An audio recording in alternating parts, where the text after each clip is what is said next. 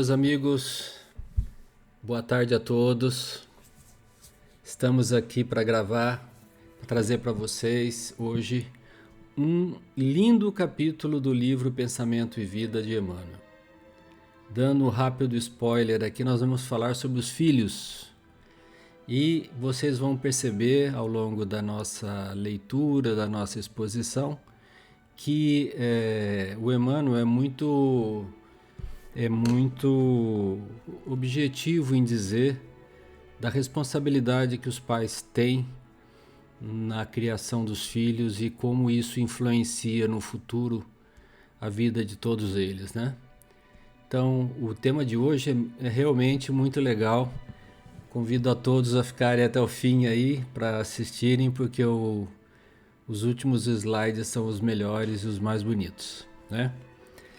Lembrando a todos que a gente tem um canal, né, que chama Reflexões Espiritualistas, dedicado à transmissão, divulgação de temas ligados à espiritualidade, à doutrina espírita e ao Evangelho de Jesus. E que a gente se orgulha muito de poder fazer um trabalho singelo como esse, mas que traga algum benefício para aqueles que possam assisti-lo, né? Então, se aqueles que gostarem do vídeo do canal, tem outros dezenas de vídeos já gravados também de outros livros, como Hora Certa de Emmanuel, etc. Deixem aí o seu like, se inscrevam e principalmente compartilhem com pessoas queridas, com amigos, para que eles também possam ter acesso a essa informação que não é minha, que é do Emmanuel, que eu simplesmente estou reproduzindo aqui para vocês, para o nosso aprendizado, né? Principalmente o meu que aqui falo, né? Tá certo? Então vamos lá. Como eu disse, nós vamos tratar hoje do tema filhos. A gente falou da família na semana passada, tínhamos falado do berço, né? Família, berço, agora filhos. Então vocês vão ver que existe um encadeamento de ideias que o Emmanuel vai trazendo nesses capítulos e que vão aumentando cada vez mais a nossa compreensão do tema, né? Por isso, aqueles que estão assistindo pela primeira vez, eu convido que vejam os primeiros vídeos, porque tem uma série lógica aqui que vale a pena não perder, né? Digamos assim. Bom, vamos lá. Filhos. Nasce a criança, trazendo consigo o patrimônio moral que lhe marca a individualidade antes do renascimento no plano físico. No entanto, receberá os reflexos dos pais e dos mestres que lhe imprimirão a nova chapa cerebral, as imagens que, em muitas ocasiões, lhe influenciarão a existência inteira. Então, olhem bem, mesmo a gente trazendo do passado todo o nosso patrimônio moral que vem do nosso espírito eterno de encarnações anteriores, né? Quando a gente recebe um novo corpo, e esse corpo ele vem, digamos, novinho assim, em folha, com o nosso cérebro como sendo um HD de um computador, tá limpo, né? Estou falando da vida atual, né? Ele vai receber os efeitos, os reflexos, a influência daquilo que os pais e os mestres vão imprimir, como se fosse uma chapa fotográfica, como fala o Emmanuel aqui, né? Na mente dessa criança, desse bebê, dessa menina, menino que vai mais tarde crescer, etc., e que vai talvez lhe influenciar a vida inteira, né? Então ele diz assim, ó: indiscutivelmente a instrução espera-lhe o espírito em nova fase, enriquecendo-lhe o caminho nesse ou naquele mistério.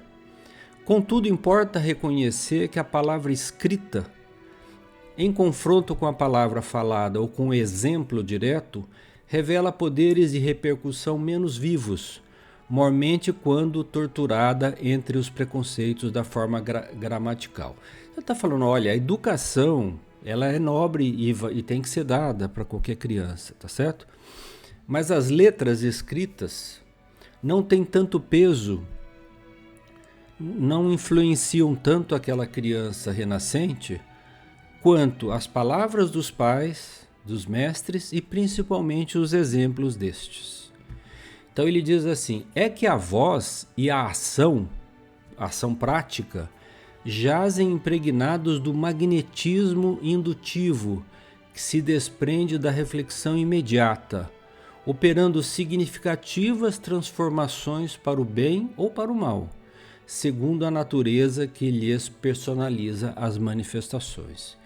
Então, gente, a gente já sabe disso. Aquela criança que vê o pai, que fala uma coisa e faz outra, imediatamente percebe. Ninguém precisa falar nada para ela. Ela percebe as atitudes da mãe, as atitudes do pai, como os pais se relacionam, como os pais se relacionam com os irmãos. E aquilo fica gravado na consciência daquela criatura, tá certo?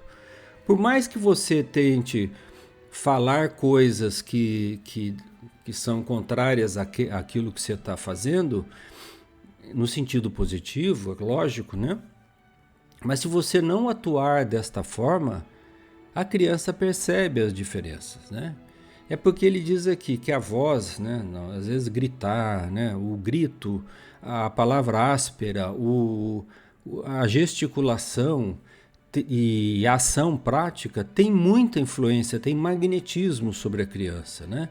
É o magnetismo indutivo, como ele fala, induz na criança formas de pensamento que formam imediatamente na cabeça da criança um modelo de comportamento. Esse modelo de comportamento vai fazer parte da sua vida íntima ao longo da sua existência, né?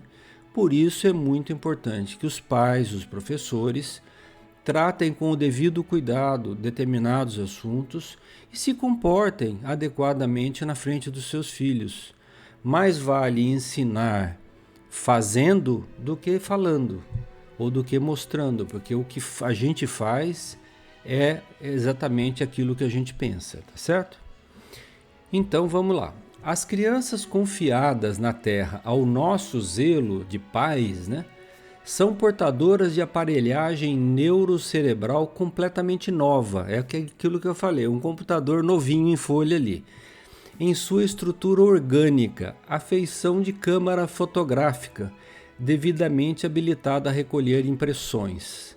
Então é como se fosse uma máquina fotográfica que está ainda sem nenhuma imagem, e ela nasce e começa a tirar imagens, foto de quando era bebê, de quando é criança, de quando é menino, menina, na adolescência, e vai até chegar na idade adulta, né? E isso vai impregnando a memória mental, né? O mapa mental daquela criança. A objetivo é que na máquina dessa espécie é constituída por um sistema de lentes apropriadas, capazes de colher imagens corretas sobre recursos sensíveis, é representada na mente infantil por um espelho renovado, em que se conjugam visão e observação, atenção e meditação por lentes da alma, absorvendo os reflexos das mentes que a rodeiam, fixando-as em si própria como elementos básicos de conduta. Então, é aquilo que a gente acabou de falar. As imagens, os comportamentos dos pais vão se refletir na criança, que vai armazenar essas imagens como se fosse um espelho refletindo mais ou menos a mesma coisa, né, nela própria. E vai formar um padrão de conduta. Então, esse padrão de conduta a criança tenderá a repetir no futuro, a não ser que consiga fazer essa distinção lá na frente de uma forma muito, às vezes, onerosa para si próprio, para perceber essas diferenças, né?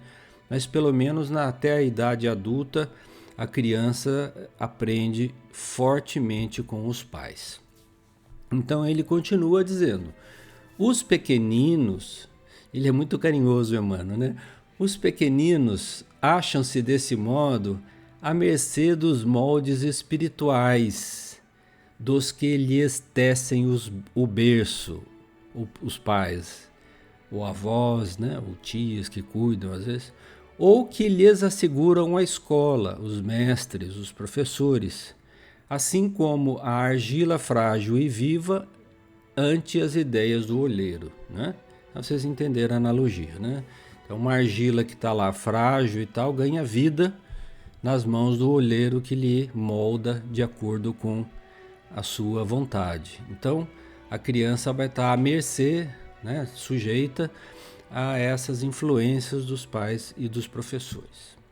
Não podemos, pois, esquecer na terra que nossos filhos, embora carreando consigo a sedimentação das experiências passadas em estágios anteriores na gleba fisiológica, são companheiros que nos retomam transitoriamente o convívio, quase sempre para se reajustarem conosco aos impositivos da lei divina, necessitados tanto quanto nós mesmos de provas e ensinamentos no que tange ao trabalho da regeneração desejada.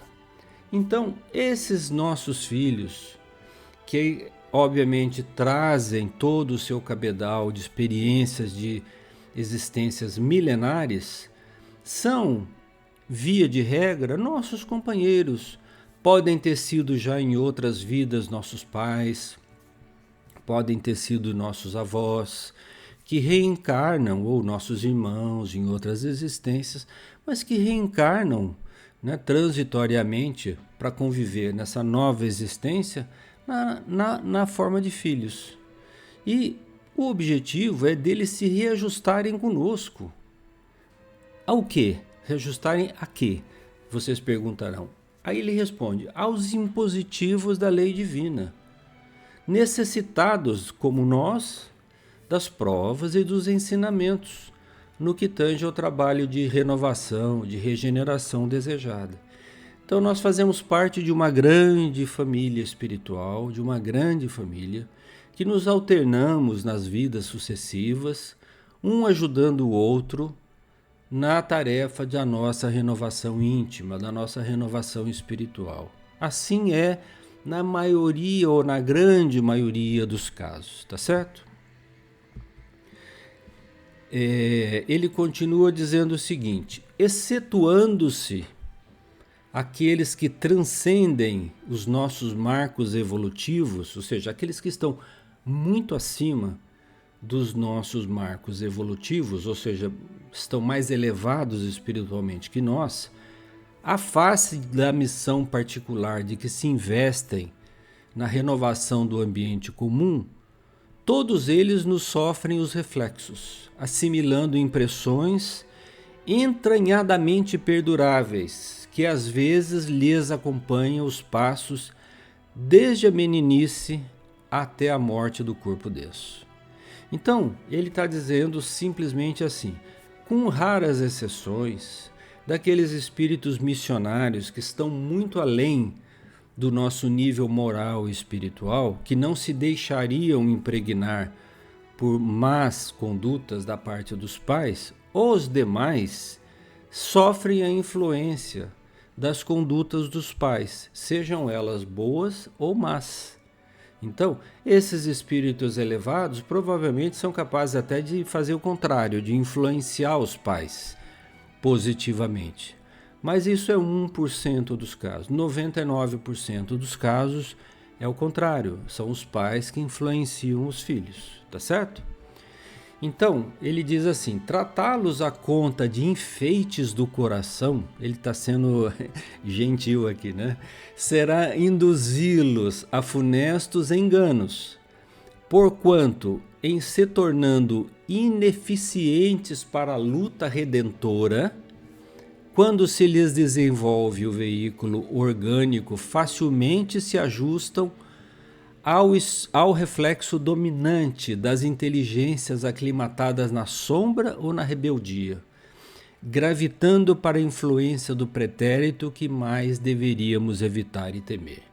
Então, é uma frase longa do Emmanuel, mas diz basicamente o seguinte: tratar nossos filhos como se fosse um bibelô, dando tudo o que eles querem, ou não os preparando para enfrentar os reais problemas da vida, do ponto de vista moral, nós estamos falando, né? Ensinando a honestidade, a fraternidade, a benevolência, o amor ao próximo, né? A ser um bom cidadão. Então, se a gente não fizer isso, não tomar esse cuidado, eles não vão estar preparados mais à frente, quando as provas, as dificuldades aparecerem no caminho deles, eles poderão facilmente caírem, né, na mão de inteligências que são, muitas vezes, da sombra ou da rebeldia, arrastando então aquela criatura para influências do pretérito muito remoto, que deveríamos evitar e temer. Por quê? Porque muitas vezes esse nosso pretérito muito remoto não é lá grande coisa, nós não somos muito, talvez não tenhamos sido muito bons. Então é importante olhar para frente, mas também preparar os nossos filhos para que façam isso, para que eles não caiam nessas ciladas espirituais causadas por uma rebeldia, por um egoísmo exacerbado, por um orgulho exacerbado, né? A gente poderia dar um monte de exemplos aqui, mas eu prefiro não fazer isso para não ferir suscetibilidades de ninguém. Mas vocês entendem o que eu estou falando, né? Estou falando da gente tratar o nosso filho como se fosse um bibelô, nada pode acontecer, a gente não ensina ele a ser caridoso, não ensina a ser fraterno, a dividir o brinquedo com os amigos, né? A viver socialmente. Então, a gente corre o risco de criar criaturas que depois vão ter problemas lá na frente, tá certo? É isso que o Emmanuel está nos alertando aqui.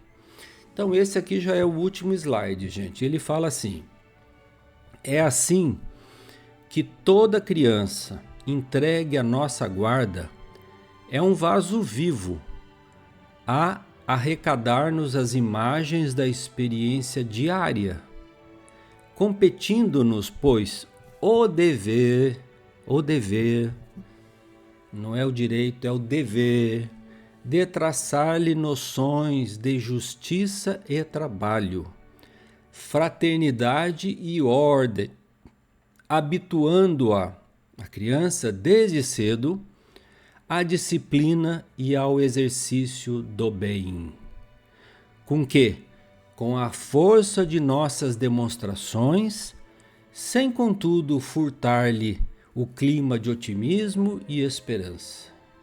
Aqui então está a dica importante, como eu falei lá no início do vídeo, que nós devemos lembrar sempre na hora que tivermos o contato educativo com os nossos filhos. O que é? É o dever de traçar, vou repetir, é o dever de traçar-lhe noções de justiça e trabalho, fraternidade e ordem. Olha bem, 4 coisas, tá certo? Habituando-a desde já, desde cedo, à disciplina e ao exercício do bem.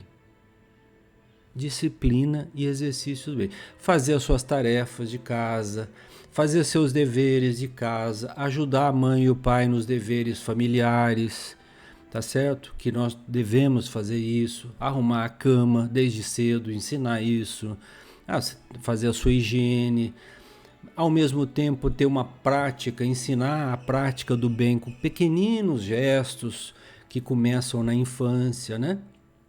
Ajudar uma pessoa a atravessar a rua, ser caridoso com um amigo, com um amiguinho de escola, não entrar em contendas inúteis com muitas vezes com os pais de outras crianças, por motivos fúteis, por motivos bobos, né? Então ele dá aqui para nós um roteirinho de coisas que nós podemos fazer. Um roteirinho não, um roteirão, né? De coisas que nós podemos fazer, mas, como ele diz, sem furtar o clima de otimismo e esperança. Criança é criança, tem que ver o futuro com otimismo e com esperança, né?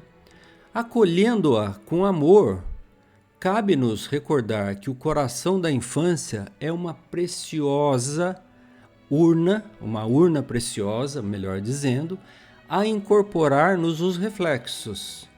Troféu, olha bem, que nos retratará no grande futuro, lá na frente, no qual passaremos todos igualmente a viver na função de herdeiros das nossas próprias obras. Então é aquilo que a gente sempre falou, nós somos os construtores do nosso destino. E será dado, disse o Cristo, a cada um segundo as suas obras. Então que as nossas obras sejam obras do bem, sejam obras do amor, obras da fraternidade, né? Obras trilhadas no caminho do bem, e que a gente possa servir de exemplo vivo para os nossos filhos, mais do que ensinar verbalmente, que é importante, mas que a gente possa ser um exemplo vivo, que eles possam tomar os pais como referência em tudo nas suas vidas, tá certo? Mas para isso nós temos que viver aquilo que a gente fala. Viver o Evangelho no dia a dia é ter essas noções de justiça, de trabalho, de fraternidade, de ordem, de respeito, respeito aos mais velhos, né? A gente sabe o que tem que ser feito, né? No trânsito, né? Não dar demonstrações para a criança que está sentada no banco de trás de selvageria, né? Então a gente tem que tomar muito cuidado, né? A mente infantil, como nós falamos lá no início, é uma chapa fotográfica, um computador limpo. Tudo que você mostrar ali para ela, ela vai estar gravando. Está gravando o tempo todo, né? Então nós temos que ter este cuidado com os nossos filhos, para que eles cresçam com uma noção adequada, correta, do dever a ser cumprido, né? Da sua função na vida, né? E que possam ser homens e mulheres e criaturas, pessoas mais felizes lá na frente, lá no grande futuro, onde todos nós nos encontraremos um dia, tá bom? Um beijo aí no coração de todos, já passei aqui dos 20 minutos, que é o meu tempo limite, né? Deixo vocês aí para refletir sobre o tema, se gostarem, compartilhem com os amigos o vídeo, tá certo? E nos vemos na semana próxima, com mais um tema do livro Pensamento e Vida de Emmanuel, no canal Reflexões Espiritualistas, tá bom? Tchau, fiquem com Deus.